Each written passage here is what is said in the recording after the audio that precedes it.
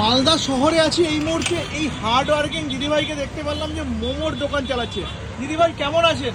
ভালো। আচ্ছা, আপনার নাম? রেশমি কর্মকার। রেশমি দিদি। আচ্ছা, কি কি রাখছেন?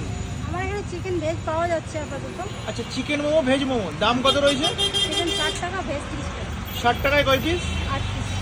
60 টাকায় 8 পিস। 8 পিস? বাপরে বাপ ভাই, 60 টাকায় 8 পিস চিকেন মোমো? আমাদের 5 পিস, 60 টাকায় 5 পিস, 4 পিস 5 পিস করে মানে পাওয়া যায়। মালদা শহরের মধ্যে এত কম দামে কিভাবে দেওয়া পসিবল হচ্ছে? এখন পেটের দায়ে তো কাজ করতেই হবে। আচ্ছা আচ্ছা, আপনার পরিবারে কে কে আছে? পরিবারে বলতে এখন আমার দুটো ছেলেই আছে। আচ্ছা দাদা, আমার হাজবেন্ড কোনো কাজ করে না সেরকম। মানে যা করে আপনার ওপরই সব নির্ভরশীল। আচ্ছা, একটু দেখান না দিদিভাই, কি দেখো মোমোটা একটু দেখান। এটা চিকেন মোমো।